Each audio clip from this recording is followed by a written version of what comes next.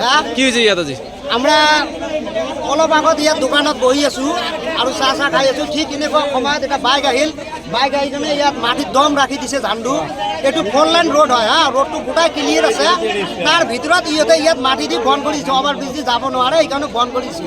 ঠিক আছে, মই মানিছোঁ ইহঁতে ৰোড বন্ধ কৰিছে, মই মানিছোঁ। কাৰণ চাইনবোৰ্ডটো তাত আগবাঢ়ি দিব লাগে, চাইনবোৰ্ডখিনি। কাৰণ ৰেডিয়াম লাইট এটা দিব লাগে। কাৰণ ৰাতি যদি বাইকটো আহে এতিয়া কেনেকৈ টেৰ পাব যে গম পাব ইয়াতে মাটিত দম আছে। চাইনবোৰ্ডটো চাওক আপুনি ক'ত দিছে, চাইনবোৰ্ডটো ইয়াত ৰাখি বেক চাইডত ৰাখি দিছে আৰু মাটিত দম আগফালে ৰাখি দিছে। 1 মাহত 20টাকৈ এক্সিডেণ্ট হৈ আছে। আমি আগতে এটা ৰোড অৱৰোধ কৰিছোঁ, ঝাণ্ডুৰ গাড়ী ৰাখিছোঁ তাত। পিছত ঝাণ্ডুৰ DM আহিছে, আমি কমপ্লেইন কৰিছোঁ। ইহঁতে আমাক কি কৈছে যে আমি যেতিয়া অসমীয়াত কথা পাতোঁ তাৰ লগত ইহঁতে হিন্দী কথা পাতে। যেতিয়া আমি হিন্দীত কথা পাতোঁ ইহঁতে ইংলিছত কথা পাতে। যেতিয়া আমি দুইটা ইংলিছত কথা পাতোঁ ইহঁতে তেতিয়া কয় তই বেছি লিডাৰি কৰি আছে, পুলিচ দি তোক উঠাই লৈ যাম। তোক হুমকি দি আছে আমাক। কাৰণ আমি যে ভাল কথা কৈ আছোঁ যে ইয়াত মানুহ এক্সিডেণ্ট হৈ আছে, মৰি আছে, তই ইয়াতে কামখিনি কৰা আছে, জেনুইনভাৱে কাম কৰা, ইয়াত চাইনবোৰ্ড এটা দি কাম কৰা।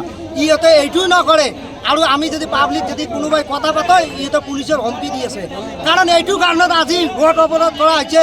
আমাৰ DC ছাৰ আহিব লাগে আৰু DC ছাৰ আহি এটা কথা আমাক জানি দিব লাগে যে ঝাণ্ডু কি অৰ্ডাৰটো কি দিছে, যে পাব্লিকক মাৰাৰ কাৰণে দিছে নে অসমত ভাল কাম কৰাৰ কাৰণে ঝাণ্ডুক কামটো দিছে। আমাৰ এইটো লাগে, DC ছাৰ আজি ইয়াত আহিব লাগে। কাৰণ ঝাণ্ডুৰ ভুল আছেনে নাই আজি DC ছাৰ নিজে চাওক আহি। মই এইটো অনুৰোধ কৰিছোঁ DC ছাৰ আহি নিজে চাওক। আৰু ঝাণ্ডু যে পুলিচৰ ভয় দেখাই আছে, DC ছাৰ এইটোও গম পাই যাওক।